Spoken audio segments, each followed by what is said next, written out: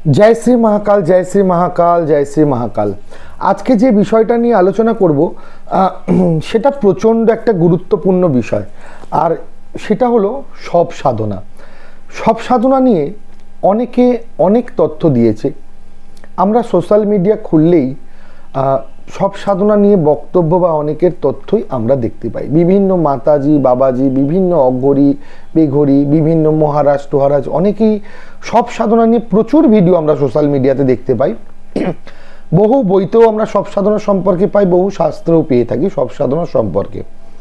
तो सब साधना हलो प्रचंड सिक्रेट एक साधना और सब साधना निये बहु गल्प बहु कहानी আমরা কিন্তু শুনেছি সোশ্যাল মিডিয়ায় বা জেনেছি, কিন্তু একটা প্রচলিত কথা আছে জানবে, হাতি কা দাঁত দিখানে কা কুছ और खाने का कुछ। একটা কথা আছে না, হাতি কা দাঁত দিখানে কা কুছ খানে কা কুছ। সব সাধনা নিয়ে সঠিক তথ্য সেই দিতে পারে আমার মনে হয় যে মহান সাধক সব সাধনা করেছে। সব সাধনা কোনো छोटो मोटो बाबाजी माताजी महाराज स्वामीजीदेर काज नय। सब साधना खूब उच्च मार्गेर तंत्र साधक बा उच्च मार्गेर अघरीरा छाड़ा साधारणत सब साधना केउ करे ना।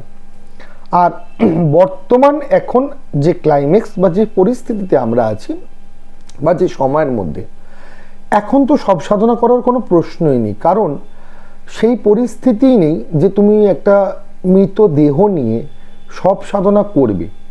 कारण এটা প্রকাশ্যে হয়ে গেলে বা জানাজানি হয়ে গেলেই সেখানে আইনগত সমস্যা আসবে বা এখন তো সম্পূর্ণভাবে এগুলো ব্যান্ড আছে সব সাধনার বিষয়গুলো। কারণ যেহেতু এখানে ইল্লিগাল ব্যাপার, এখানে ডেড বডির ব্যাপার, সব সাধনা করতে গেলে একটা মৃতদেহের দরকার হয়। তো এখনকার দিনে এটা কখনোই সম্ভব না। এখন যারা সব সাধনা নিয়ে আলোচনা করছে বা সব সাধনার উপর বিভিন্ন ভিডিও সোশ্যাল মিডিয়াতে ভাইরাল হচ্ছে বা দিচ্ছে, एक्चुअली एरा विभिन्न धरनेर कहानी बा विभिन्न धरनेर घटना थेके शुने बा विभिन्न जैगा थेके कालेक्ट करे एक्चुअली आमरा जे शुने थाकी। अच्छा, जे कोनो घटनाई आमरा जखन तंत्रेर विषय घटना बा एई भौतिक विषयेर घटनागुलो एकटु रोमांचकर करे हय बा एगुलो एकटु हार हिम भय देखानो ब्यापार करे बला हय, तार संगे किछु बैकग्राउंड साउंड टाउन दिये बला हय, अबवियासलि शुनते इंटारेस्ट लागे। आमिओ शुनी, अनेकेई शोने, बहु मानुष शोने, आमिओ शुनी, बेश इंटारेस्ट लागे ब्यापारटा। কিন্তু অ্যাকচুয়ালি বললাম বিষয়টার গভীরে আমরা যতক্ষণ না যাব কোনো বিষয়ের, তো বাইরে থেকে আমরা যেটা শুনবো সেটাকেই মানুষ ধরে নেয়, হ্যাঁ মনে হয় এটাই হয়। তো অ্যাকচুয়ালি আমি কি বললাম, সব সাধনা কোনো সাধারণ মানুষ, সাধারণ কোনো তান্ত্রিক বা সাধারণ কোনো সাধক মহারাজ টোহারাজদের কাজ নয়। খুব উচ্চ মার্গের সাধকেরই কিন্তু এটা কাজ, বা উচ্চ মার্গের অঘরী বলতে পারে বা উচ্চ মার্গের তান্ত্রিকদেরই কাজ। কিন্তু বর্তমান দিনে এখন সব সাধনা করা কোনোভাবেই সম্ভব না। কিন্তু আমরা সোশ্যাল মিডিয়াতে এরকম ছবি টবি অনেক সময় দেখি, মরার বুকের ওপরে বসে রিল বানানো হচ্ছে, ছবি দেওয়া হচ্ছে, এটা সব সাধনা। অ্যাকচুয়ালি সব সাধনা তো এইভাবে প্রকাশ্যে হয় না। এগুলো অ্যাকচুয়ালি সোশ্যাল মিডিয়াতে ফেমাস হওয়ার জন্য ছবি ফবি দিয়ে রিল টিল বানিয়ে লোকে করে সাধারণত। তো বিষয়টা প্রচণ্ডই গুহ্য আর প্রচণ্ড সিক্রেট। তন্ত্রের যে কোনো সাধনা বা অঘরীদের যে কোনো সাধনাই প্রচণ্ড প্রচণ্ড সিক্রেট। সাধনা মানে সেটা তো প্রকাশ্যের জিনিসই না, সেটা টোটালি ভেতরের ব্যাপার। সাধনাটা সম্পূর্ণ ভেতরের ব্যাপার। আর এই সব সাধনা তো আরোই আরও আরও অনেক অনেক অনেক সিক্রেট ব্যাপার। যে সাধক সব সাধনা করেছে সেই মহান সাধক ছাড়া দ্বিতীয় ব্যক্তি কখনো এই সব সাধনা সম্পর্কে সঠিক তথ্য দিতে পারবে না। কারণ সে শোনা গল্প বলবে বা কারোর লেখা থেকে বলবে বা কোনো কিছু থেকে গল্পই বলবে। এই যে অনেকেই বলে, আমি দেখেছি সব সাধনা চলাকালীন মরার বুকের ওপর বসে সব সাধনা করতে হয়, মরা জেগে উঠবে, মরা ছোলা ভাজা, কড়াই ভাজা, চাল ভাজা খাবে, তারপর মরার মুখে মাছ দেওয়া হবে, মাংস দেওয়া হবে, মরার মুখে মদ দেওয়া হবে, মরা ওগুলো সব খাবে, খেয়ে উঠে বসে সাধকের সাথে কথা বলবে, আশেপাশে ডাকিনী যোগিনী ভূত পিশাচ এরা সব দৌড়াদৌড়ি করবে, অনেক ভয় ভয় দেখাবে, অনেক কিছু করবে। এরপরে তারপর ইষ্টদেবীকে দেখা যেতে পারে ওখানে, তিনি সবের মধ্যে আসবেন। বা অনেকে বলছে, আমরা অনেক ঘটনায় শুনেছি মা ষোড়শী এসে দেখা দিচ্ছে সেখানে। তো বিভিন্ন ধরনের এরম কাহানি কিন্তু সোশ্যাল মিডিয়ায় ছড়িয়ে আছে। অ্যাকচুয়ালি কোনো জিনিসের বললাম ডিপে ভেতরে যতক্ষণ না ঢুকবে ততক্ষণ তার রহস্য জানবে না। তো আমাকে কেউ প্রশ্ন করতেই পারে যে আপনি কি তাহলে সব সাধনা করেছেন নাকি, আপনি এত জ্ঞানের কথা বলছেন বা আপনি এত, আমি সবসময় বলি আমি জ্ঞানী না, আমি অজ্ঞানী, এখনও জ্ঞান হয়নি, জ্ঞান খোঁজার চেষ্টা করছি, জ্ঞানকে পাওয়ার চেষ্টা করছি, অর্জন করার চেষ্টা করছি। জ্ঞানী অনেক বড় কথা, হ্যাঁ, তো এখনও জ্ঞানী হতে পারিনি, চেষ্টা করছি। তাহলে লোকে বলতে পারে আপনি কি সব সাধনা করেছেন? আমি সব সাধনা করেছি কি করিনি সেটার পিছনে কয়েকটা জিজ্ঞাসা চিহ্ন আছে, এর বেশি আর বলতে পারবো না। তবে আমি সব সাধনা সম্পর্কে জেনেছি কিভাবে সেটা একটু আজকের ভিডিওতে আলোচনা করব।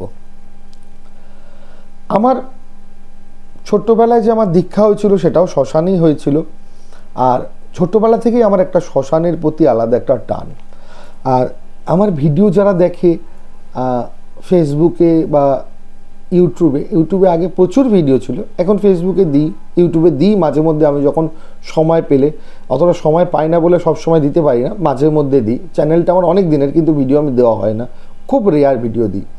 আগে অন্য ইউটিউবে অন্য চ্যানেলে প্রচুর ভিডিও দিয়েছি, প্রচুর শ্মশানের ভিডিও, শ্মশানে যাওয়া, অনেক কিছু দেখিয়েছি, প্র্যাকটিক্যাল ভিডিও প্রচুর। যারা আমাকে ফলো করতো তারা আমার প্র্যাকটিক্যাল ভিডিও প্রচুর কিন্তু দেখেছে এক সময়, এখন আর সেইভাবে দেওয়া হয় না, আর কাজের চাপে বা সময়ের চাপে হয়ে ওঠে না। তো এই শ্মশান ঘোরা আমার খুব শখ, বা শ্মশানে বসে থাকা, শ্মশানকে ফিল করা। কারণ আমি গুরুদেবের কাছে ছোটোবেলাতেই শুনেছিলাম তন্ত্রের জগতে শ্মশান হলো একটা সাধকের কিন্তু টিচার। এই শ্মশান হলো টিচার, এই শ্মশান অনেক কিছু শেখাতে পারে একটা সাধককে, বা অনেক শিক্ষা দেয়। আর তন্ত্রের দুনিয়াটা এমন একটা দুনিয়া, অন্ধকারের জগৎ, এই অন্ধকারের জগৎ থেকে অন্ধকারের টিচারই খুঁজতে হয় ওখানে। তো আমার এরকম খোঁজ তো সবসময় থাকে। তো আমার আগাগোড়াই একটা খোঁজ ছিল যে সঠিক অঘরী বা কোনো সত্যিকারের অঘরীর সাথে যদি দেখা হয়, বা সত্যিকারের অঘরীর যদি দর্শন করতে পারি বা সান্নিধ্য নিতে পারি, এরকম আমার সবসময় একটা থাকতো। তো গুরুদেবের কৃপায় বা ঈশ্বরের কৃপায় জীবনে বহু ভালো সাধকের সাথে সঙ্গ করেছি বা তাদের সান্নিধ্য পেয়েছি, এটা বলতে পারি। কতটা নিজে করতে পেরেছি, কি করতে পেরেছি আমি জানি না, সবই আমার গুরু জানে, ঈশ্বর জানে। কিন্তু জীবনে অনেক ভালো যেমন অনেক ভুলভাল সাধকের সঙ্গ পেয়েছি, সেরকম ঈশ্বরের কৃপায়, আমার গুরুদেবের কৃপায় অনেক ভালো সাধকের সঙ্গও পেয়েছি। তো আমার গুরুদেবকে আমি জিজ্ঞেস করতাম, বাবা ভালো অঘরী দর্শন করার খুব ইচ্ছা, যদিও আমার গুরুদেবও অঘরী, তো তাছাড়াও একটা ইচ্ছা থাকে না মানুষের মনে, আমি বিশেষ যদি অঘরী সম্পর্কে এত শুনি, এত দেখি, এত করি, তো যদি অঘরী বিশেষ কিছু, বাজারে যে অঘরীগুলো সাধারণত আমরা সোশ্যাল মিডিয়ায় দেখতে পাই, এগুলো অঘরী নেই, এগুলো হচ্ছে বেঘরী। মানে অ্যাকচুয়ালি অঘরী কোনোদিন নিজে মুখে এসে বলে না আমি অঘরী করে ঢাক পিটিয়ে। অঘরীদের সবচেয়ে প্রথম টার্গেটই হচ্ছে, বা প্রথম রুলসই হচ্ছে সিক্রেট থাকা। সে কাউকে ওইভাবে ঢাক পিটিয়ে বলবেই না যে আমি অঘরী, বা সে কখনো ওইভাবে প্রকাশ্যে আমি অঘোর পীর, আমি অঘরী, আমি বিরাট বড় কাপালিক, তারা কখনো সোশ্যাল মিডিয়া ওইভাবে প্রচার করে না বা বলেও না। অঘরীরা সবসময় সিক্রেট থাকে। আর অঘরী মানে আমরা যেটা মনে করি না উচ্ছৃঙ্খল, অ্যাকচুয়ালি এটা ভুল ধারণা। অঘরীরা উচ্ছৃঙ্খল না, এগুলো মানুষকে বোঝানো হয়। আমরা যেগুলো বাইরে দেখি সাধারণত সোশ্যাল মিডিয়ায়, এগুলো হচ্ছে এরা উচ্ছৃঙ্খল জীবনযাপন করে, এরা অ্যাকচুয়ালি কোনো নিয়মের বেড়া জালে না। অঘরী মানে প্রচণ্ড শৃঙ্খলা, একদম এক চুল শৃঙ্খলার বাইরে একটা অঘরী যেতে পারে না। একটা রিয়েল অঘরী এক চুল শৃঙ্খলা ভেদ করতে পারে না, তাকে সম্পূর্ণ নিয়মের বেড়াজালের মধ্যে থাকতে হয়, একটা প্রচণ্ড একটা সিস্টেমের বেড়াজালে থাকতে হয়। আর ভাঙ ভরং ভনিতা ভণ্ডামি এটা কোনো অঘরীর কাজ না। অঘরীরা না প্রকাশ্যে সেইভাবে আসে, না কোনোভাবে তারা নিজেদেরকে প্রকাশ ওইভাবে করে। তো অঘরীকে খুঁজতে গেলে সিক্রেটভাবেই খুঁজতে হবে। আমাকে গুরুদেব বলেছিল, বাবা বলেছিল, দেখ অঘরী তুই খুঁজে পাবি, তোকে আমি 2-3টে জায়গা বলছি, তোকে ওখানে দিনের পর দিন বসে থাকতে হবে, তোকে ফিল করতে হবে। বহু বড় অঘরীরা আছে, যেমন এই যে মহাকুম্ভ হচ্ছে, এখানে অনেক উচ্চমার্গের সাধক কিন্তু স্নান করছে। তারা কিন্তু স্নানের সময় এসে স্নান করে চলে যায়। তারা না সোশ্যাল মিডিয়ায় আসে, না কোনো কিছুতে আসে, না ক্যামেরায় আসে, না কারোর সাথে দেখা করে। এবার যার সেই অকাল্ট দৃষ্টি আছে, সেই কিন্তু তাকে দেখতে পাবে, বা তার যাকে মনে হবে তা কাউকে দর্শন দেবো, সে তাকেই কিন্তু দর্শন দেবে। তো এরকম বিশেষ অঘরীরা বা সত্যিকারের রিয়েল যারা অঘোর, তারাও অ্যাকচুয়ালি এরকম। যেমন মণিকর্ণিকা ঘাট কাশী, হরিশ্চন্দ্র ঘাট, আরেকটা বিশেষ জায়গা সেটা হলো উজ্জয়ন শিপ্রা নদীর পাশে চক্রতীর্থ শ্মশান ঘাট। এই তিনটে জায়গা অঘরীদের এক বিশেষ জায়গা। যেমন মণিকর্ণিকা ঘাটকে অঘরীদের আতুরঘর বলা হয়, আর হোল ওয়ার্ল্ডে ফেমাস এবং ভয়ঙ্কর শ্মশান হলো শিপ্রা নদীর পারে চক্রতীর্থ শ্মশান, যে শ্মশান হোল ওয়ার্ল্ড ফেমাস। সমস্ত অঘরীকে একবার না একবার এই উজ্জয়নে মহাকালের শ্মশানে আসতেই হয়। তো আমাকে বলেছিল তুই শ্মশানে গিয়ে রাত্রিবেলা বসে বসে জব করবি, ফিল করবি, দেখবি সূক্ষ্ম দেহে বা লোকচক্ষুর আড়ালে এরকম বিশেষ বিশেষ অঘরীরা আসে। তারা তাদের মতো রাতের বেলা জপ তপ করে বা যাদের যা ক্রিয়া আছে তারা করে আবার তাদের মতো চলে যায়, না তারা লোকের সামনে আসে বা কোনো মিডিয়া ফিডিয়া কোনো কিছুর সামনে আসে না। যদি তোর সেই ভক্তি থাকে, যদি ঈশ্বরের কৃপা থাকে, আর সেই অঘোর যদি মনে করে তোকে দর্শন দেবে, তাহলেই তোকে দর্শন দিতে পারে। তো গুরুদেবের এই কথাটা আমার মাথাতে খুব ভালোভাবে গেঁথে গেছিল। তো আমি দীর্ঘদিন এরম হরিশ্চন্দ্র ঘাটে যখন যেতাম বসে থাকতাম যে সত্যি হয়তো অর্ধরাত্রিতে বিশেষ রাত্রিতে আসবে, সত্যি হয়তো না, মনের মধ্যে একটা দৃঢ় বিশ্বাস ছিল হয়তো একদিন দেখা এরম অঘরীদের পাবো। গুরুদেব যেহেতু বলেছে, এরা মণিকর্ণিকাতেও অনেকদিন বসে থাকতাম। তো মণিকর্ণিকায় আমি মণিকর্ণিকা সেই ফিলিংসের জায়গা, হরিশ্চন্দ্র ঘাটও সেই জায়গা, সাধন ক্ষেত্র। কিন্তু আমি চক্রতীর্থ শ্মশানে যখন, মণিকর্ণিকা আর হরিশ্চন্দ্র কি হয় সারা রাত লোকজন থাকে, চক্রতীর্থ শ্মশানে কিন্তু সন্ধ্যের পর টোটালটাই ফাঁকা। টোটালটাই ওই জায়গাটা সন্ধ্যের পর যত রাত হয় তত ফাঁকা, মানে আর থাকেই না লোক বলতে গেলে ওখানটায়। তাহলে আমি বেশ কিছুদিন মহাকালে গিয়েছিলাম যখন, বাবা তখন ওখানে ছিলেন না, বাবা তখন হরিদ্বার না কোথাও গিয়েছিলেন, আমি তখন ছিলাম ওখানে গিয়ে। তো বাবা থাকলে অ্যাকচুয়ালি কী হয়, বাবার সাথে শ্মশানে যাওয়া হয়, আর বাবা না থাকলে আমি একা একা গিয়ে বসে থাকি। যদি আর তখন ওই সময় আমি জানতাম না যে বাবা থাকবে না উজ্জয়নে। বাবা উজ্জয়নে থাকলে বাবার কাছেই থাকা হয়, বাবার সাথেই রাত্রি কেটে যায়, অনেক রাত অবধি বাবা হোমযজ্ঞ করে, বাবার পাশে বসে থাকা, তর্পণ ফর্পণ করতে করতে, এইসব করতে করতে, বাবার সাথে গল্প করতে করতে, জপ তপ, বাবা যখন মুড হলে বাবা রাত্রিবেলা আবার শ্মশানে যায়, তখন সাথে করে আমায় নিয়ে যায়। তো বাবার সাথে থাকলে এগুলো হয়। আর ওই সময় বাবা ছিল না, আমি জানতাম না যে বাবা নেই, তো আমি চলে গেছিলাম। তো যাই হোক, বাবা নেই, আমি একটা ধর্মশালায় ঘর ভাড়া নিয়ে ছিলাম। আর আমার সাথে একটা অটোওয়ালা ছিল, তার নাম হলো প্রদীপ। আমি এখনও উজ্জয়নে গেলে প্রদীপই আমাকে গাড়ি করে, মানে অটো করে নিয়ে, ওর অটো করেই আমি ঘুরে বেড়াই, এদিক ওদিক সব জায়গায় যাই প্রদীপের। তো প্রদীপ আমাকে রাত্রিবেলা করে রোজ শ্মশানে নিয়ে যেত, দিয়ে ও দূরে সরে থাকতো। আমি আবার যখন ভোরবেলা ইচ্ছা হতো আবার চলে আসতাম, ওকে বলতাম চল প্রদীপ বাড়ি যাব, ও আবার আমাকে নিয়ে চলে আসতো, দিয়ে আমার ধর্মশালায় আমাকে ছেড়ে দিয়ে বেরিয়ে যেত। তো একদিন রাত্রিবেলা আমি বসে বসে সিঁড়িটায় বসে বসে জব করছি, অদ্ভুত একটা ব্যাপার দেখছি, একটা চিতায় একজন ছোট্ট মোটো একটা কাপড় পরে, এই ধূসর কালার টাইপের কাপড়টা হবে, অ্যাশ কালার টাইপের টুকরো ছোট্ট কাপড়, হাঁটুর ওপরে পরা, এজেড অনেক বয়স্ক মানুষ, সে চিতার পাশে বসে জব করছে। আমি তাকে কোনোরকমভাবে ডিস্টার্ব করিনি বা তার সামনে যাইনি, আমি দূর থেকে বসে তাকে দেখছি আর আমার মালা নিয়ে আমি জব করে যাচ্ছি, কিন্তু আমার দৃষ্টিটা ওনার দিকেই ছিল কন্টিনিউ প্রায় 1.5 ঘন্টা। তারপর দেখলাম উনি জব তপ করে উঠে পড়লো, আমিও উঠে মানে সাহস করে একটু এগিয়ে গেলাম ওনার দিকে, যে যাই ওনার সাথে একটু কথা বলি, যদি কথা বলে। আর মনে মনে গুরুদেবকে স্মরণ করতে করতে করতে করতে, মাকে স্মরণ করতে করতে, মহাকালকে স্মরণ করে গেছি, হে প্রভু, হে ঈশ্বর, হে গুরুদেব, যেন ওনার সাথে একটু কথা বলতে পারি। তো উনি হিন্দি ভাষী ছিলেন, তা আমি প্রণাম করতে গেলাম, উনি প্রণাম করতে দিল না, আমাকে পায়ে হাত দিতে দিল না। তো চিতা থেকে একটু ভসম নিয়ে আমার কপালে একটা উনি তিলক দিলেন, ফোঁটা দিলেন। তারপর উনি বললেন বসতে, আমাকে বসলাম আমি। তো আমাকে জিজ্ঞেস করলো আমার কাছে সিগারেট বিড়ি কিছু আছে কিনা। আমি বললাম আছে আমার কাছে সিগারেট। তো একটা সিগারেট ওনাকে দিলাম, আমি আর ওনার সামনে সিগারেট ধরাইনি, উনি ধরালো সিগারেটটা। তো এক কথা বলছিলাম ওনার সাথে, উনি সাধন ব্যাপারে অনেক কিছু কথা বললেন, উনি একজন অঘরী। তো আমি আর ওনার পরম্পরা এগুলো ওইভাবে জিজ্ঞেস করার কোনো সাহসই পাইনি, কারণ ওনার চোখের দিকেই তাকাতে পারছিলাম না। এমন একটা মানে কি বলবো, একটা করুণ, একটা মৃদু, আমি এটা বলে বোঝাতে পারবো না যে ফিলিংসটা আমার কি হচ্ছে। আমার শরীর যেন কেমন একটা ঠান্ডা হয়ে যাচ্ছে ওনার পাশে বসে। উনি মনের সুখে সিগারেটটা খেলেন চুপচাপ বসে বসে, একটা আধটা আমার কথার উত্তর দিচ্ছিলেন, আমি খুব একটা ঘাঁটাইনি। এবার আমার মনে হলো একবার ওনাকে জিজ্ঞেস করি সব সাধনা সম্পর্কে। আমি ওনাকে জিজ্ঞেস করলাম, একটা কথা জিজ্ঞেস করবো, আমি হিন্দিতেই জিজ্ঞেস করছিলাম, বাবা मैं आपको एक बात पूछना सकता हूँ?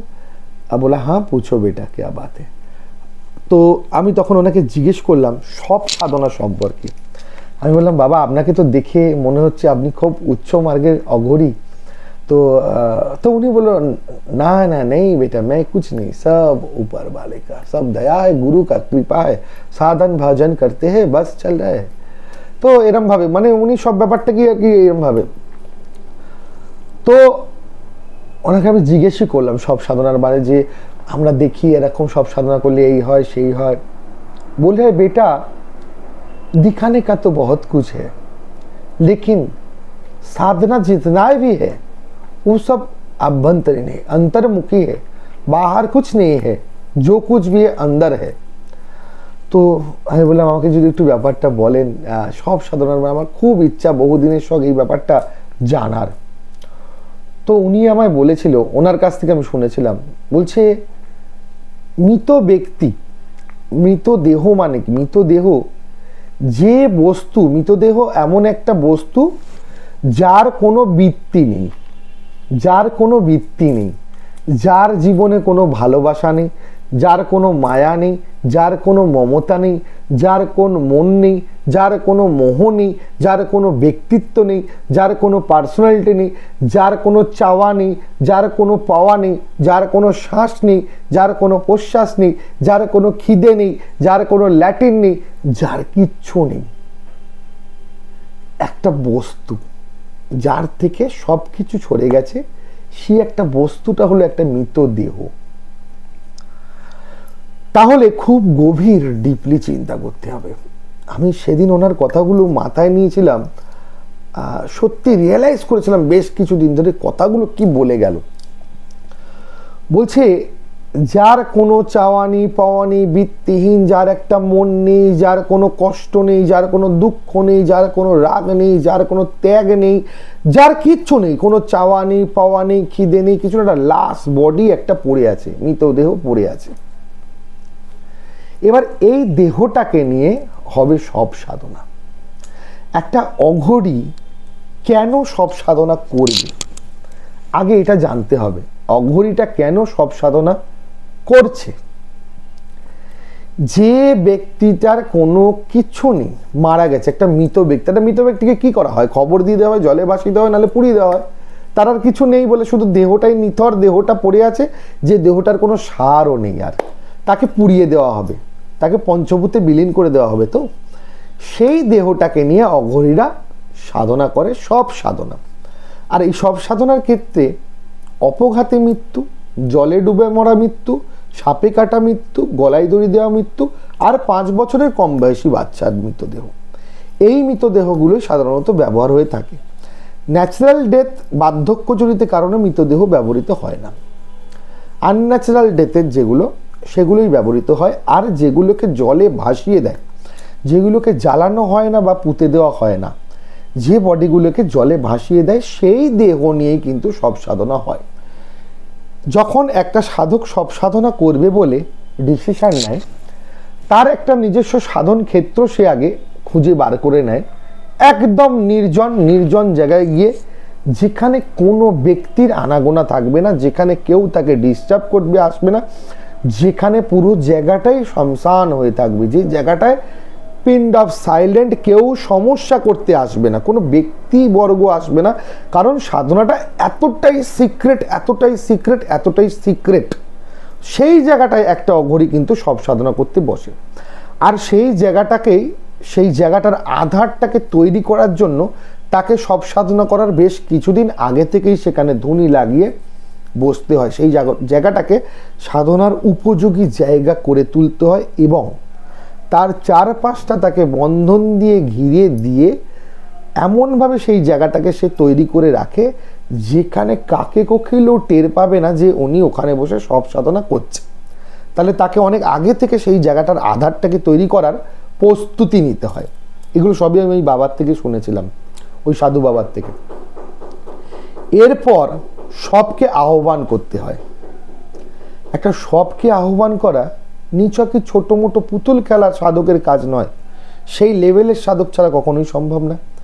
সবকে আহ্বান করলে জলে ভেসে যে সব আসছে সেই সবকে, সেটা পচা গলা হতে পারে, সেই সব দেহটাকে টেনে তুলে নিয়ে আসা হয়। নিয়ে আসার পর তাকে সংস্কার করা হয়। তাকে সংস্কার করার পর তাকে ভালো করে পরিষ্কার করে মুছে সুগন্ধি তেল আতর চন্দন দিয়ে তাকে চর্চিত করা হয়। তারপর তার ওপরে সাধক বসে। এবার তার সাধন প্রসিডিওর অনুযায়ী, এবার অনেকে আমি শুনেছি বলছে মরার বুকের ওপর বসে, কেউ বলছে মরাকে উল্টে দিয়ে বসে, কেউ বলছে মরার পা চেপে বসে। না, আমি বাবার মুখে শুনলাম, বলল এই সব দেহটাই একটি আসন। কিভাবে আসন হবে? ধরো পদ্মাসনে বসা হলো, সব দেহটার পাটাকে মুড়ে পদ্মাসন করে দেওয়া হয়। পদ্মাসন করলে অটোমেটিক পা লক হয়ে যায়। যারা পদ্মাসন করতে জানেন, পদ্মাসন বসে বসে পদ্মাসনটা করে দেখুন, পদ্মাসন করলে পাটা অটোমেটিক লক হয়ে যায়, খুলে যাওয়ার চান্স থাকে না। তা সব দেহটাকে পদ্মাসনের মতো পাটাকে করে দেওয়া হলো। এরপর যে দুটো হাত আমাদের, এই হাত দুটোকে এরকম সোজা করে তার পায়ের ওপর রাখা হবে। পদ্মাসনে শোয়ানো অবস্থায় সাধকে ডেড বডিকে তার হাত দুটোকে সোজা করে তার উপরে দিয়ে দেওয়া হবে, পায়ের ওপরে, মানে তার অ্যাকচুয়ালি লিঙ্গের ওপরে হাতটা পড়বে। এবার দেখবি এই শেপটা পুরো শর্টকোণ শেপ হবে একটা। এটা যদি এক্সে প্লেট বার করা হয় তাহলে দেখা যাবে এটা একটা শর্টকোণ শেপ হয়েছে। এটাই হলো সব দেহের আসন। এটা তৈরি হলো আসন। এই ঠিক তার লিঙ্গ বা যোনির ওপর উঠে সাধক বসবে। সাধক নিজেও বিবস্ত্র অবস্থায় বসবে, গায়ে একটি সুতোও থাকবে না সাধকের। এবার সাধক তার উপরে বসবে নিজের আসন করে। এই মৃতদেহর ওপরে সাধক বসবে। এবার বলছে, দেখবে সবসময় অপোজিট সেক্সের প্রতি প্রত্যেকের একটা চাহিদা থাকে। সেটা শুধু খারাপ সেন্সে নিলে হবে না, ছেলে মেয়ে ব্যাপার। দেখবে কোনো ছেলে সবসময় মেয়ে বা কোনো মেয়ের ছেলের প্রতি, সেটা দেখো বাবা মার ক্ষেত্রে, সব ক্ষেত্রে দেখবে বাবারা মেয়েদের বেশি ভালোবাসে, মায়েরা ছেলেদের বেশি ভালোবাসে। সন্তানের ক্ষেত্রেও এটা হয়, সব ক্ষেত্রে এটা হয়। অপোজিট সেক্সের প্রতি একটা আলাদা চাহিদা থাকে মানুষের, এটা জিনগত ব্যাপার। তো সাধক যদি পুরুষ হয় তাহলে সব দেহ মহিলার হতে হবে, আর সাধক যদি সাধিকা হয়, যে সাধনা করছে যদি সাধিকা হয়, তাহলে সব দেহটা পুরুষের হতে হবে। তার লিঙ্গের ওপর বা যোনির ওপর উঠে বসতে হবে। ওই আসন অবস্থায় তাকে সেটিং করে তার দেহটা পুরো শর্টকোণ হয়ে যাবে, তার উপর উঠে বসতে হবে, বসে সাধনা করতে হবে। এবার ওখানে সাধনা করে কি করবে?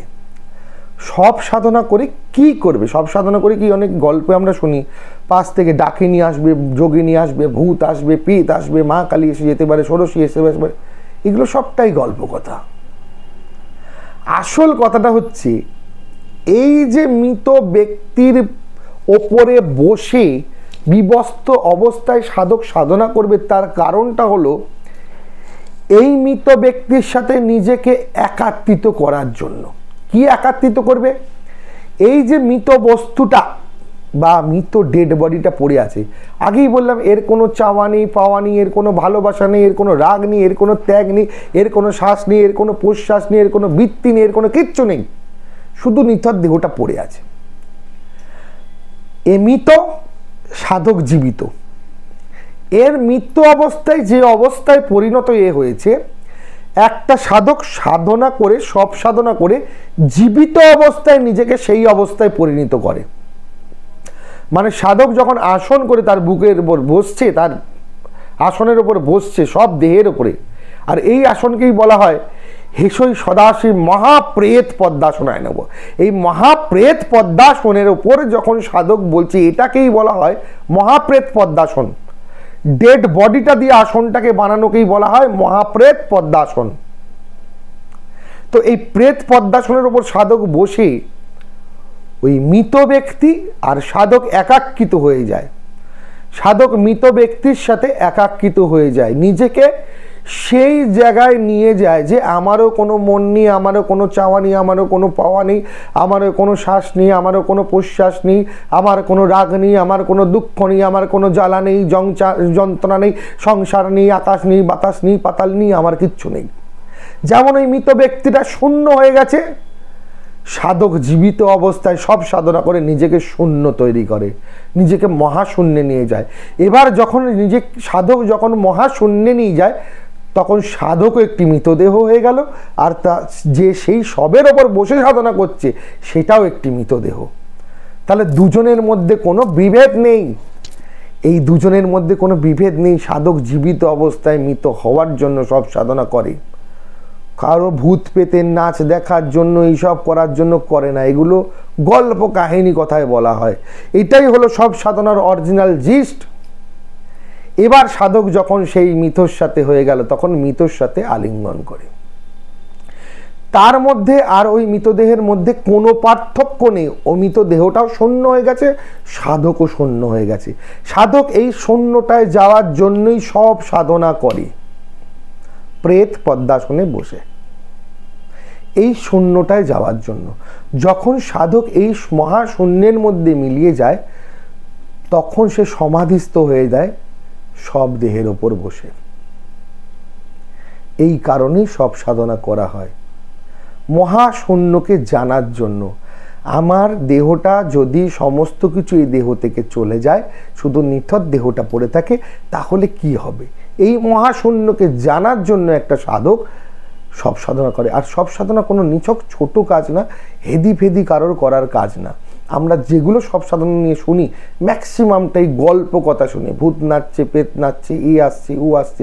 দেখবে আমি জাস্ট একটা উদাহরণ দিই, আমার কথাগুলো ভালো লাগলে অবশ্যই কমেন্ট করবে, তোমরা অন্য ভিডিও নিয়ে আসবো, আর ভালো না লাগলেও পরিষ্কার বলে দেবেন ভুলভাল বলছেন। কিন্তু বলার আগে একটু ভেবে দেখবে আমি যে এই কথাটা বললাম, একটু ভেবে দেখবে বামদেবকে নিয়েও অনেক ঘটনা আছে না। বামাখ্যাপা মায়ের মন্দিরে ঢুকে গিয়ে, তারা মায়ের মন্দিরে ঢুকে গিয়ে মায়ের ভোগ এঁঠো করে খেয়ে নিত, এঁঠো করে খেয়ে ফেয়ে নিত, মায়ের মুখে দিত, এইসব করতো। তো এটা আমরা শুনেছি। তখনকার দিনে যারা মন্দিরের পেয়াদা বা সেবায়ত ছিল, বামদেবকে পাগল বলে মেরে বাইরে বার করে দিয়েছিল। মা তারা তখন রানীকে স্বপ্ন দিয়েছিল, দেখ আমার পিঠে দাগ দাগ হয়ে গেছে, দিয়েছিল তো, এটা ঘটনা আমরা জানি। মা তারা রানীকে স্বপ্ন দিয়েছিল যে আমার পিঠে দাগ দাগ হয়ে গেছে। তখন রানী উঠে বলছে, কি হয়েছে মা, কি হয়েছে তোমার পিঠে? বলছে আমার সন্তান, বামা আমার গিয়ে ভোগ খাচ্ছিল, আমায় খাইয়ে দিয়েছিল, এই একটা কিছু ঘটনা, এই কারণে বামাকে ওরা পিটিয়েছে তোর পেয়াদারা, এরকমভাবে পিটিয়ে ওর পিঠে দাগড়া দাগড়া করেছে, আর ওই দাগ আমার পিঠে পড়েছে। তারপর থেকে তারাপীঠের নিয়ম হয়েছিল মায়ের ভোগ হওয়ার আগে বামদেবের ভোগ হবে। আচ্ছা, একবার একটু ভালো করে ভেবে দেখুন তো এই ঘটনাটা। বামদেব নিজে খাচ্ছে, বামদেব মাকে খাইয়ে দিচ্ছে মায়ের মূর্তিতে, বলছে মা তুই এই নে, মা তুই খা, মা তুই খা বলে মায়ের মুখে দিচ্ছে, নিজের মুখে খেচ্ছে। বামদেব এঁটো করে মায়ের খাবার খাচ্ছিল, পেয়াদারা এটা দেখেছিল, দেখে বামদেবকে মারতে মারতে বার করে দিয়েছিল। তারা কিন্তু অত লোক পেয়াদা দাঁড়িয়েছিল, তারা কিন্তু কেউ দেখেনি মা তারার মূর্তি খাচ্ছে। তারা যদি এটা দেখতো মা তারার মূর্তি বামদেবের হাত দিয়ে খাচ্ছে, তাহলে কি তাদের কারো সাহস হতো গিয়ে বামদেবের গায়ে হাত দেওয়ার বা ওনাকে মারার? বিষয়টা একবার ভেবে দেখবেন। আমি আগেই বলেছি, হাতি কা দাঁত দিখানে কা কুছ খানে কা কুছ। তাহলে কি মা খাচ্ছিল না? অবশ্যই মা খাচ্ছিল, 100% মা খাচ্ছিল, 1000% মা খাচ্ছিল, 1,00,000% মা খাচ্ছিল, কোটি% মা খাচ্ছিল। মা কোথায় খাচ্ছিল? মা তোর বামদেবের অন্তরে বসে আছে। বামদেব খাবার নিয়ে এই নে মা খা, এই নে মা খা বলে খাওয়াচ্ছে, নিজের মুখে দিচ্ছে। ওরা দেখছে নিজে এঁঠো করে মায়ের ভোগ খাচ্ছে বলে ওনাকে মারছিল, কিন্তু বামদেব দেখছে মা খাচ্ছে, আর সত্যি মাই খাচ্ছিল। মা তো বামদেবের মধ্যে বসে আছে, ভেতরে অন্তরাত্মায়। তাহলে অন্তরাত্মাতে উনি মাকে খাওয়াচ্ছিল, বাইরের প্রতিমাকে খাওয়াচ্ছিল না। তাহলে সব সাধনাও এরকম, আর অঘরীদের সাধনা সবটাই সিক্রেট। আমরা সোশ্যাল মিডিয়ায় ম্যাক্সিমাম যেটা শুনি, এগুলো সবই গল্প কথা।